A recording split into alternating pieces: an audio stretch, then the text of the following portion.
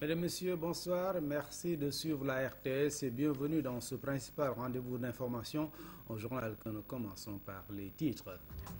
C'est ce soir à minuit que s'arrête le dépôt des listes pour les prochaines locales. Ce matin, ce n'était pas encore le grand rush. Une forte affluence qui est attendue ce soir à quelques heures de la clôture. 11 milliards de francs CFA pour l'entrepreneuriat féminin et l'emploi des jeunes. C'est dans le cadre du projet d'appui au développement de l'entrepreneuriat féminin et l'emploi des jeunes, le PADEF-EJ, financé par la Banque islamique de développement pour 4 ans. La rubrique au cœur de nos cultures nous amène au flanc des montagnes de Kédougou. C'est pour parler des Bédiques, une ethnie de cette localité du Sénégal. Une de leurs particularités, c'est qu'ils ont seulement 7 noms de famille pour toute la communauté bédique. Je vous le disais tantôt, la première réunion du comité de pilotage du projet d'appui au développement de l'entrepreneuriat féminin et de l'emploi des jeunes s'est tenue hier à Dakar d'un montant de 11 milliards de francs CFA. Le PADEF-EJ est financé par la Banque islamique de développement pour une période de 4 ans, nous dit Yorossar. Financé par la Banque islamique de développement et l'État du Sénégal pour un montant de 11 milliards de nos francs, le projet d'appui au développement de l'entrepreneuriat féminin et de l'emploi des jeunes va durer 4 ans. Sa mission est de contribuer à la réduction significative de la féminisation de la pauvreté par une approche entrepreneuriale basée sur les chaînes de valeur agricoles et pastorales et la finance islamique.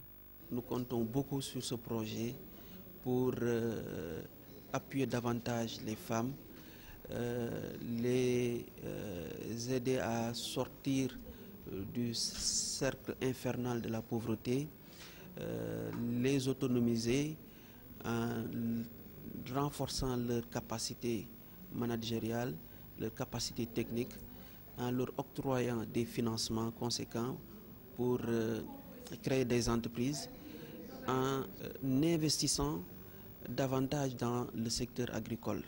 La première réunion du comité de pilotage du PADEF s'est tenue aujourd'hui à Dakar. Au cours de cette rencontre qui préfigure la journée de lancement, les différentes facettes du projet ont été explicitées. C'est ainsi qu'en plus de l'appui aux infrastructures, aux services, pour consolider les acquis des villages du Millénium à Léona, le PADEF travaillera sur les chaînes de valeur comme l'oignon, le riz, le mil, le lait et la viande dans les régions de Matam, Saint-Louis et Louga. Quant à la ligne de finance islamique, elle concernera toutes les régions du Sénégal. Le ministère de la Femme a organisé la cérémonie de remise de bourses d'excellence aux meilleures filles dans les filières scientifiques. L'initiative entre dans le programme de la CEDEAO de renforcement de l'égalité genre en matière d'éducation. La cérémonie a lieu dans l'enceinte du ministère des Affaires étrangères. Le compte rendu est signé Aïssati Dioptal. Elles sont 17 à bénéficier de la bourse d'excellence réservée aux meilleures filles dans les matières scientifiques. Ces jeunes sont issus de familles défavorisées de Dakar, Thiès, Diourbel et Kaolack. Parmi elles, 4 sont du lycée Seydina Limamoulaye de Guédiawaye, dont la première de la sélection. Le programme est initié par le Centre de la CEDEAO pour le développement du genre. C'est une approche que nous avons eue d'un commun accord avec les différents États membres. Et c'est parce qu'on s'est rendu compte que dans les filières scientifiques et techniques, il n'y a pas beaucoup de filles qui s'engagent dans ces filières-là. Et on s'est dit que c'est une manière pour nous d'encourager beaucoup plus de filles à aller vers cette voie-là. Cet appui va être maintenu pour chaque bénéficiaire jusqu'au plus haut niveau d'études qu'elle va pouvoir atteindre, de préférence de 3e cycle. Les boursières, très fières d'elles-mêmes, ont invité leurs camarades à suivre l'exemple. C'est une grande satisfaction pour moi. Je pense que c'est une bonne initiative pour nous les élèves et ça nous permet, c'est un encouragement pour nous aussi dans la poursuite de nos études dans l'avenir. Tout ce que les hommes peuvent, je pense que les femmes le peuvent aussi. Donc je les encourage à continuer leurs études et à ne pas baisser les bras, quelle que soit la classe ou la série, même les élèves en littéraire. Cette structure de la CEDEAO est appuyée dans son programme par le ministère de l'Éducation et celui en charge du genre. Cette cérémonie est un moment d'encouragement et un appel à la persévérance à l'endroit des filles brillantes et méritantes de nos établissements d'enseignement secondaire et universitaire. Elle constitue aussi une occasion pour constater avec vous le problème du maintien des filles à l'école et de la faiblesse de leurs effectifs dans les filières scientifiques.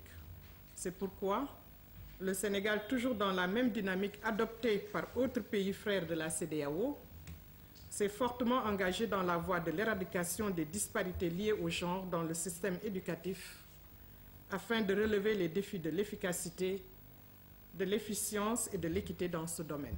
Les montants des bourses sont de 350 000 francs CFA et 500 000 francs CFA pour les plus méritantes. L'activité a démarré au Sénégal en 2010. En 4 ans, 27 filles sortent de cet tapis et la CEDEAO compte augmenter le nombre de boursières dans les prochaines années. La FAO et l'État du Sénégal ont défini un nouvel espace de coopération. Il s'agit du cadre de programmation pays, CPP. Le programme vise à accompagner le gouvernement dans l'exécution du plan Sénégal émergent. La cérémonie de lancement de cet outil de travail s'est tenue ce matin à Dakar. Lamine Touré. 3 axes prioritaires en adéquation avec la nouvelle orientation économique du Sénégal. C'est le nouveau cadre de coopération défini par la FAO pour accompagner le gouvernement. Initié en 2012 et réactualisé en 2014, le programme vise à soutenir le processus d'émergence du pays. Il aura 3 grandes priorités. La première étant le renforcement de la gouvernance de la sécurité alimentaire et nutritionnelle et l'amélioration de la productivité dans l'esprit d'une agriculture durable. Le deuxième axe prioritaire sera basé sur la gestion des ressources naturelles et de l'environnement. Et enfin, notre troisième axe prioritaire vise à construire la résilience afin que la sécurité alimentaire soit améliorée. Le cadre de programmation par pays ou CPC est un instrument de progrès économique, social et environnemental. Sa mise en œuvre souhaitée et soutenue par les autorités gouvernementales sera décisive pour la réussite du PSE. L'agriculture, la pêche, l'élevage et l'environnement devraient être redynamisés. La FAO appuie également le gouvernement dans la réalisation de mesures conjoncturelles pour faire face au choc. C'est ainsi que votre institution a apporté son appui pour la mise à disposition aux ménages vulnérables et aux cheptels affectés par la crise d'intrants et d'aliments de bétail et a permis en conséquence de restaurer durablement la capacité productive des ménages agricoles et pastoraux. Le nouveau cadre d'action entre le Sénégal et la FAO va s'étaler sur 5 ans, 2013-2017, un programme dont l'exécution est fortement attendue. L'objectif général est de lutter contre la pauvreté en assurant une sécurité alimentaire aux populations. Le CNRA, le Conseil national de régulation de l'audiovisuel, a réceptionné un nouveau système de monitoring des programmes audiovisuels. Le système qui permet l'enregistrement des programmes télé et radio est développé par la Haute Autorité de la communication audiovisuelle du Maroc. Le compte rendu est signé Hamidou Diop. Sur ces écrans sont enregistrés tous les programmes qui passent sur les médias audiovisuels sénégalais. 24 télévisions et 36 radios enregistrés en temps réel par un système de dernière génération acquis par le Conseil national de régulation de l'audiovisuel. Aujourd'hui, on a mis en place un système qui nous permet de recueillir des données brutes et d'appliquer des modèles de statistiques par rapport à des besoins spécifiques que nous avons. C'est-à-dire que si on prend l'exemple du pluralisme, la question du genre, on peut aujourd'hui la traiter de manière très objective, très scientifique. C'est-à-dire la représentation féminine au niveau des médias, on peut sortir les données à la seconde près, c'est-à-dire de manière très très précise. Ce système, aka Media Solution HMS, est l'œuvre de la Haute Autorité de la communication du Maroc.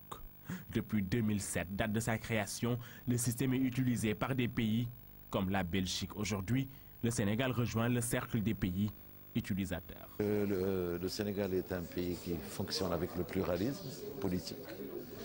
Et en démocratie, le pluralisme politique suppose l'égalité des chances dans la prise de parole. Donc ce système, essentiellement, sert pour le régulateur des médias, le régulateur qui n'existe que dans les démocraties. Pour le CNRA, l'instance de régulation au Sénégal, il s'agit ainsi d'adapter la régulation en s'appuyant sur une démarche scientifique tout en posant les bases de la co-régulation. La co-régulation revêt à notre sens un aspect fondamental. Il faut qu'on puisse travailler de manière concertée en nous adossant tous sur le socle de la responsabilité. Après le départ des Marocains prévu pour bientôt, ce sont des agents du CNRA qui vont assurer la gestion du système de monitoring. À cet effet, ils ont été formés et ont reçu des diplômes. Minuit, c'est l'heure butoir pour le dépôt des listes des candidats aux élections locales. Si certains attendent les dernières minutes pour déposer, d'autres l'ont fait depuis ce matin. Retour sur une matinée bien chargée à la sous-préfecture de Dakar-Plateau. Amsa Toussé. Il est midi à la sous-préfecture de Dakar-Plateau. Ici, le sous-préfet entouré de son équipe attend patiemment les mandataires des partis. Un seul parti qui a déposé son dossier. Il ne faut pas oublier que le dépôt, c'était depuis le 24. Bon, comme vous le savez, les gens attendent toujours la dernière heure pour venir faire leur dépôt. Midi 17, dans la salle d'attente arrive Ndeye Matissène de l'UNP, Union nationale patriotique, et son collègue. Quelques minutes plus tard, la mandataire de l'UNP présente son dossier à la commission qui l'examine. Donc ça, c'est la liste des titulaires. 28, c'est bien complet. La parité, masculin, féminin, masculin, féminin, masculin, féminin, masculin, féminin, masculin, féminin, masculin, féminin, masculin. Même nombre d'hommes que de femmes, la parité est exigée. La liste finale doit aussi répondre à d'autres critères. L'inscription sur la liste électorale de la commune dans laquelle le candidat est présenté. Ensuite, la déclaration individuelle de candidature, l'investiture par le parti. Un mandataire dûment habilité à déposer le dossier. Ensuite, le parti est reconnu officiellement. C'est un parti légalement constitué. Condition bien remplie par l'Union nationale patriotique. Le parti va en lice pour la commune, Gueule-Tapée, Fass, Colobane. Nous sommes optimistes. On a travaillé là-dessus depuis quelques semaines. On a bien travaillé jusqu'à hier. À minuit, on était sur les dossiers. Et on est vraiment confiants. Un parti qui dispose désormais de son sésame. Un récépissé qui fait de l'UNP candidat officiel pour les élections locales de 2014. 21 autres partis sont attendus d'ici minuit. Le grand rush sera certainement d'ici minuit. Le port illégal de l'uniforme est désormais interdit au Sénégal. C'est une décision prise par le ministère de l'Intérieur. Cette mesure permet d'éradiquer l'usurpation de fonctions et de faire régner l'ordre. Tous ceux qui bravent cette interdiction sont passibles d'une peine. Des détails avec Louis-Philippe Sagna. Les forces de défense et de sécurité portent l'uniforme parce que le statut le permet. À chaque corps sa tenue, ce qui facilite la distinction et l'exercice de la profession. Il y a de cela quelques jours, nous avons eu à constater qu'il y a des services de sécurité qui se font par les populations elles-mêmes. Et à partir de ce moment, ils sont revêtus d'uniformes. Et ça peut porter à confusion, alors qu'il y a un décret de 2003 qui est là, réglementant le port de l'uniforme pour les services de sécurité et de défense, mais aussi pour les entreprises de gardiennage, de surveillance ou d'escorte, les seuls à être autorisés à porter des uniformes. Et même ces uniformes ne doivent pas avoir des ressemblances avec les uniformes des forces. Donc à partir de ce moment, il est temps qu'on dise aux gens qui sont en train de les porter, d'arrêter de les porter parce que c'est un décret qui réglemente et qui interdit formellement à toute autre personne non ciblée par ce décret-là de porter l'uniforme. À ce titre, des mesures sont prises. C'est pour faire régner l'ordre. Il y a beaucoup d'individus qui peuvent, rien que par l'uniforme qu'on porte, penser que vous avez affaire à un policier, à un gendarme ou autre. Le trafic d'influence est très facile. Le port illégal d'uniforme étant là, très souvent vous entendez dans les faits divers que tel a été arrêté alors qu'il se faisait passer pour un sapeur, un autre pour un militaire. Et en cas d'arrestation, celui-là qui est porteur de cet uniforme est passible d'une procédure policière et d'un déferment devant le parquet. Et au niveau du parquet, c'est au juge d'en décider. Mais c'est déjà un délit qui est déjà bien établi. Le port illégal d'uniforme est interdit par le Code pénal sénégalais. Avec la réactualisation de cette interdiction, le ministère de l'Intérieur réaffirme sa détermination à combattre l'usurpation de fonctions. Je vous livre à présent cet arrêté du ministère de l'Intérieur. Vu la Constitution, vu le décret 2013-1218 du 1er septembre 2013 portant nomination du Premier ministre, vu le décret 2013-1223 du 2 septembre 2013 relatif à la composition du gouvernement, vu le décret 2013-1225 du 4 septembre 2013 portant répartition des services de l'État et du contrôle des établissements publics, des sociétés nationales et des sociétés à participation publique entre la présidence, la primature et les ministères modifiés, vu le décret 2013-1266 du 23 septembre 2013 relatif aux attributions du ministre de l'Intérieur. Arrête. Article 1er.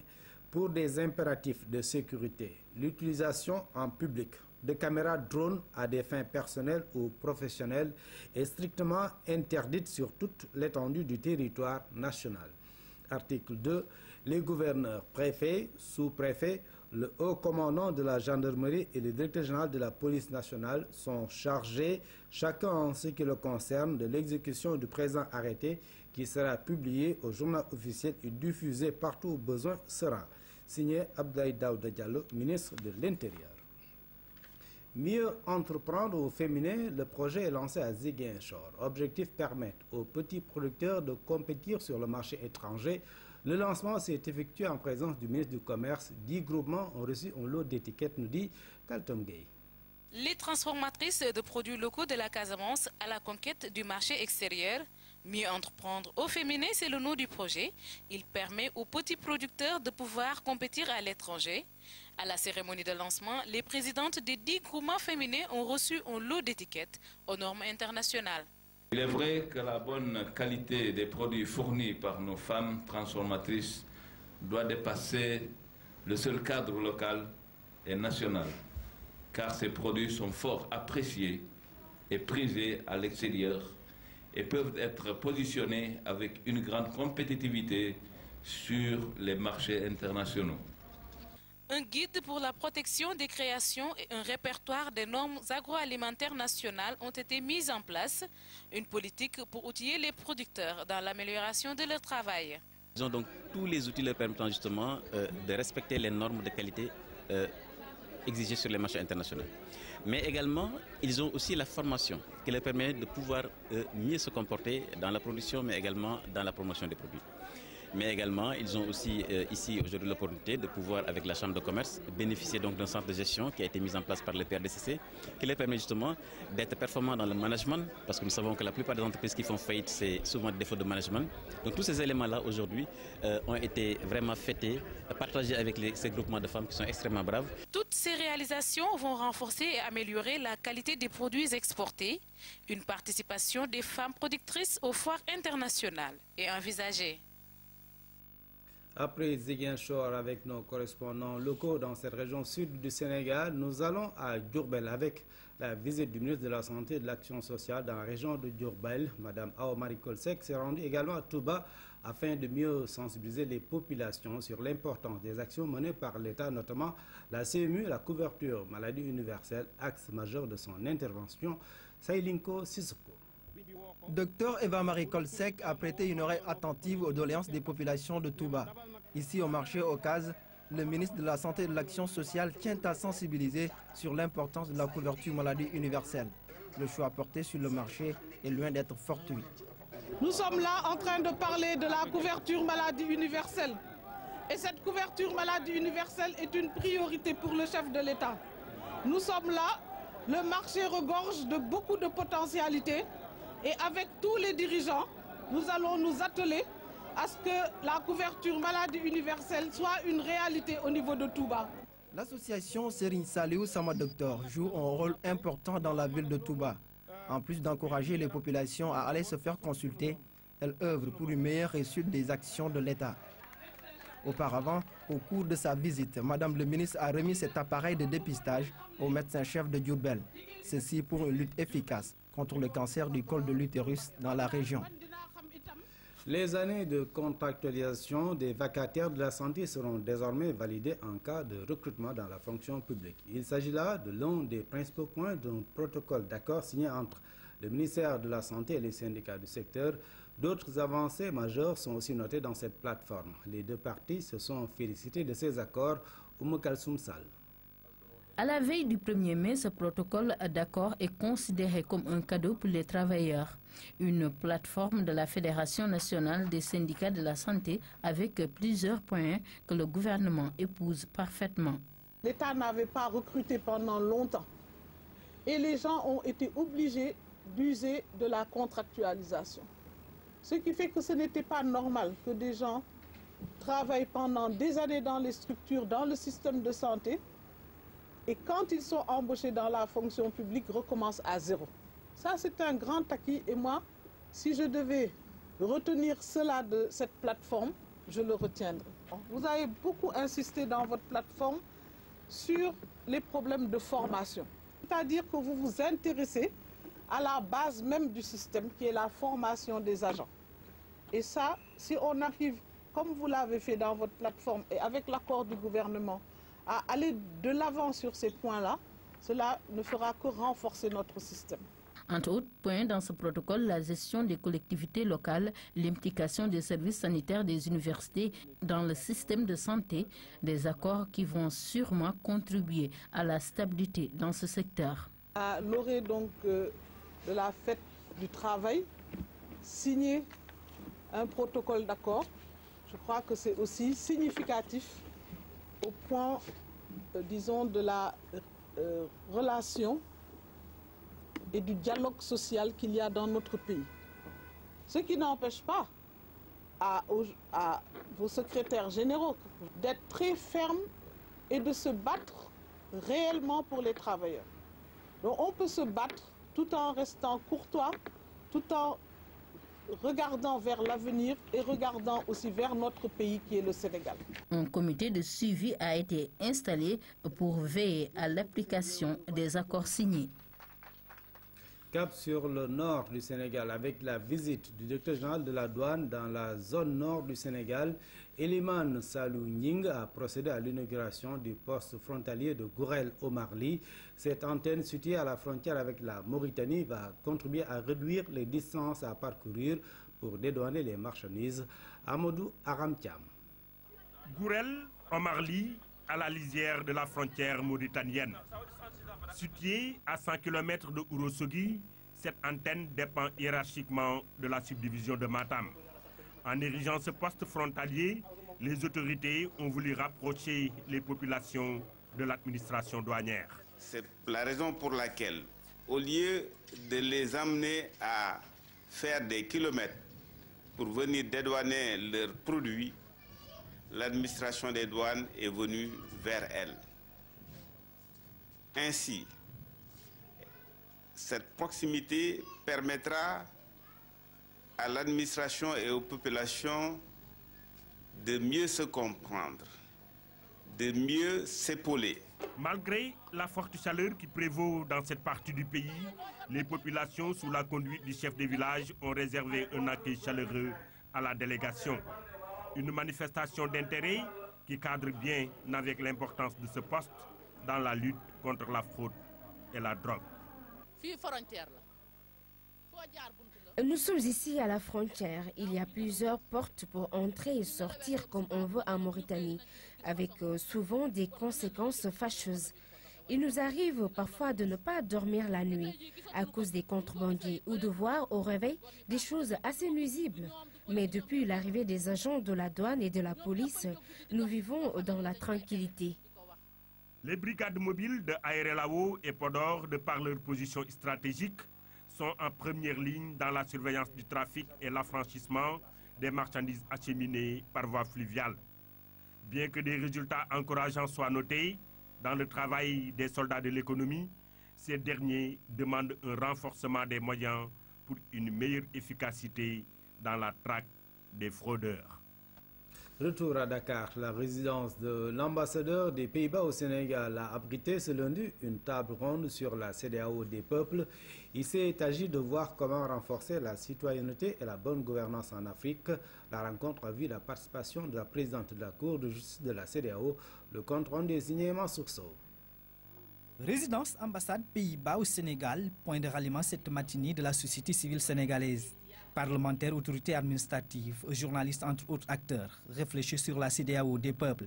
Il s'agit de voir comment appréhender le rapprochement entre la société civile et l'instrument sous-régional. Nous avons voulu réunir ici à Dakar aujourd'hui, à l'ambassade, à la résidence de l'ambassadeur des Pays-Bas, les personnalités les plus importantes de la Cour de justice, de la Commission, du Parlement, du GIABA, afin qu'elles puissent se confronter avec la société civile sénégalaise et à travers le système de l'émission live streaming aussi recevoir les commentaires de la région entière de la part des internautes. La CEDEAO doit faire un gros effort d'information, de mettre à la disposition du public les décisions de justice, les directives de la CEDEAO, les différents textes et dans les différentes langues également. Ça veut dire également peut-être avoir des instruments. Je suis heureux d'apprendre qu'ils vont vers une radio-télévision. Tout cela me paraît utile d'être sur le net pour diffuser l'information. Maintenant, au plan des institutions, il faut les renforcer. Pour réussir le pari de l'intégration, la CEDEAO a mis en place un certain nombre d'instruments comme la Haute Cour de justice. Mais l'accessibilité de cette dernière pose problème. La présidente de cette institution annonce d'ailleurs la création d'une chambre africaine d'appel. Lorsqu'on rend une décision, même le juge a besoin que cette décision soit également tamisée, connue à un niveau élevé. C'est ce qu'on appelle le droit de recours. Que les citoyens aient droit de recours et l'idée également est avancée.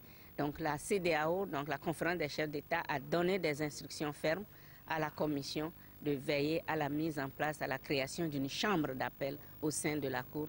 Au cours de cette journée, les participants ont aussi réfléchi sur comment rapprocher la CEDEAO des peuples afin de promouvoir une citoyenneté active. Cet atelier entre dans le cadre des rencontres sur bonne gouvernance et citoyenneté en Afrique de l'Ouest, initié par l'ONG Oxfam. À présent, l'actualité africaine sous forme d'instantanés illustrés. Nous nous rendons en Libye, au Soudan du Sud, en Angola. Nous commençons par l'Algérie avec la prestation de serment du président Bouteflika. L'image restera dans l'histoire. Le président algérien vient prêter serment en fauteuil roulant et d'une voix à peine audible. C'est en s'appuyant sur cette image que le mouvement de l'opposition Barakat a demandé mardi au Conseil constitutionnel d'appliquer la procédure d'empêchement. Une procédure prévue en cas de maladie grave et durable du président. Abdelaziz Bouteflika a eu un accident cardiovasculaire l'an dernier, ce qui ne l'a pas empêché à 77 ans d'être réélu à la tête de l'Algérie pour un 4e mandat. En Libye, une base de l'armée visée par un attentat suicide. La bombe a explosé à Benghazi, dans l'est du pays. 2 personnes sont mortes, 2 autres ont été blessées. Les autorités imputent cet attentat aux extrémistes islamistes. Ces derniers ont revendiqué plusieurs attaques, dont celle-ci en septembre 2012. L'ambassade américaine de Benghazi avait été prise d'assaut. L'ambassadeur et 3 autres Américains avaient été tués.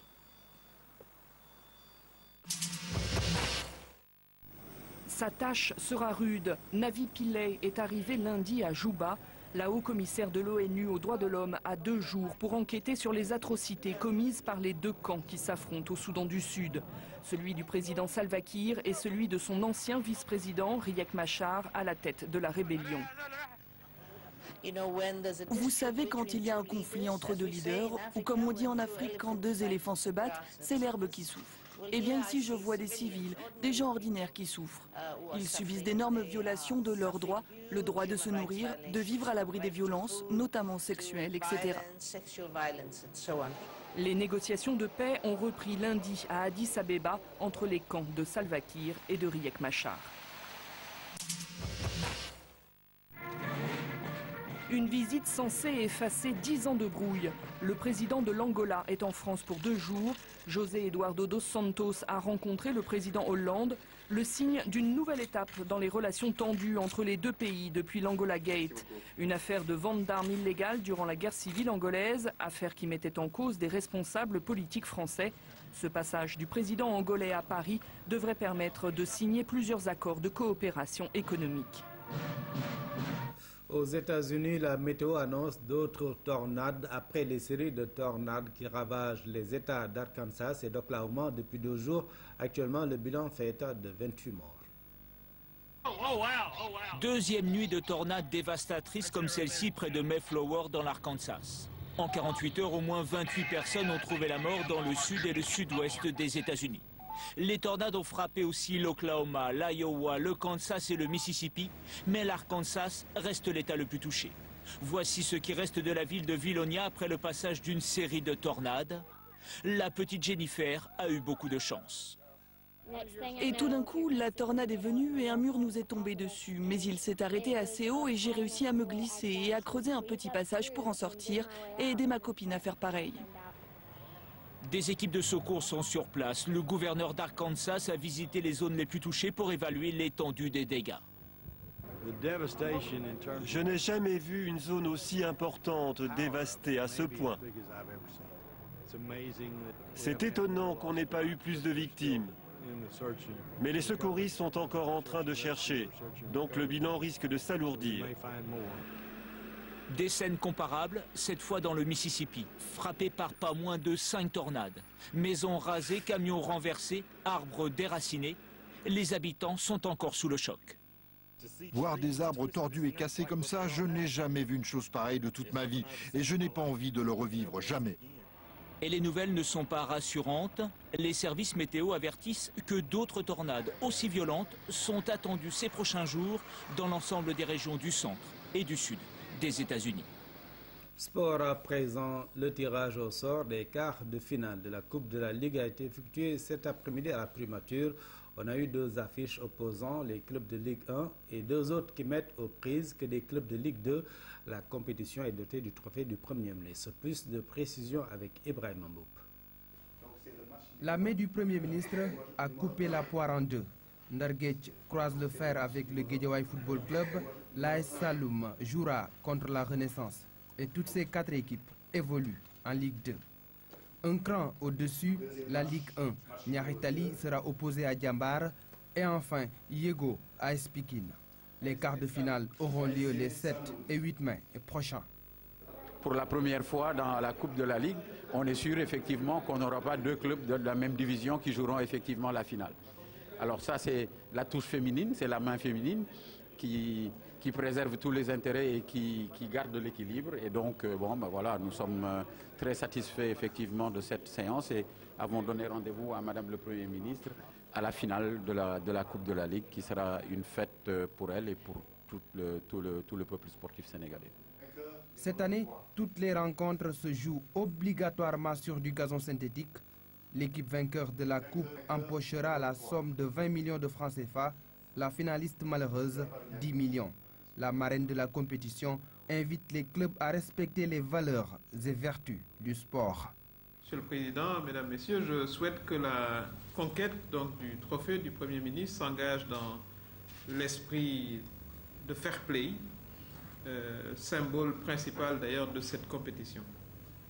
Je suis convaincu que le public, tant au stade qu'à travers tout le pays, portera haut les valeurs de solidarité, de fraternité, mais surtout de sportivité. La Coupe de la Ligue est disputée chaque saison par les 30 clubs du football professionnel. La compétition en est à sa 6e édition et c'est le Casa Sport qui avait remporté le trophée en 2013. Au cœur de nos cultures nous amène ce soir à la rencontre d'une ethnie peu connue, les Bédiques. Ce peuple vit au sommet des montagnes où se trouvent les repères symboliques autour desquels ils organisent leurs rituels. Ndeye Dadja est allée à Kédougou à la rencontre de cette ethnie. Aller à la rencontre des Bédiques, rien de plus difficile. Leur village ancestral Iwoul surplombe la plaine de Bandafassi. 1 heure de marche, escalader les montagnes à 450 mètres d'altitude. Pour un visiteur, c'est à perdre le souffle.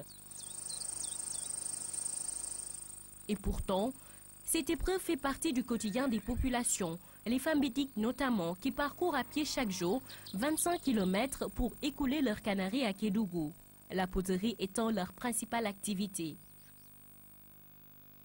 Au sommet des montagnes, la douceur du climat contraste avec les difficultés d'accès au site, fief des Keita et des Camara. Ces derniers se sont réfugiés ici pour se protéger des attaques du chef guerrier musulman Alpha Yaya. C'était au XIIe siècle.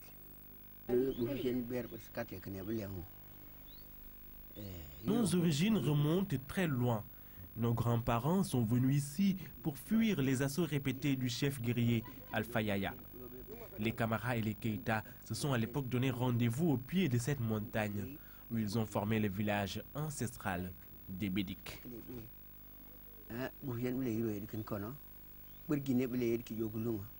Le chef de village est toujours un Keita. Son pouvoir s'équilibre avec celui des Camara, chef coutumier des Bédiques.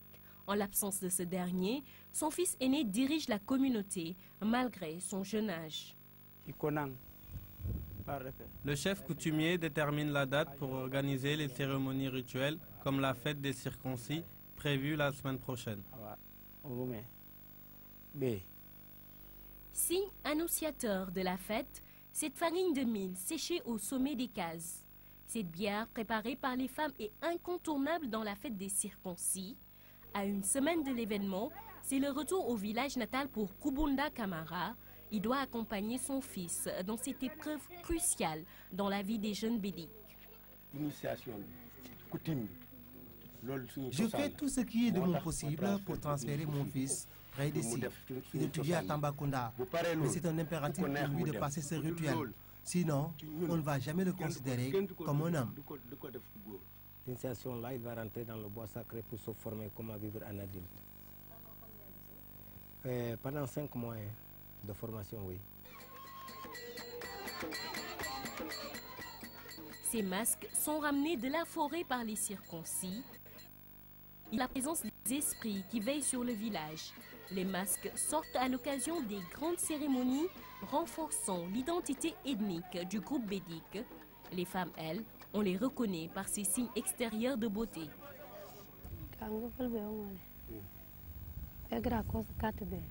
Se piquer le nez avec une épine de porc épique est une coutume chez nous. Dès notre jeune âge, on nous fait subir ce rituel. Ça fait mal, mais on supporte. Et c'est joli pour nous. Chez ces femmes, on peut retrouver les mêmes prénoms. Au nombre de 7, ils indiquent l'ordre de naissance. L'aînée de la famille s'appelle Nyano, la deuxième Kuma, la troisième Penna, et ainsi de suite. C'est pourquoi les bédiques ont les mêmes prénoms. À chaque âge correspond une classe sociale chez les bédiques. Le changement de classe est accompagné d'une fête.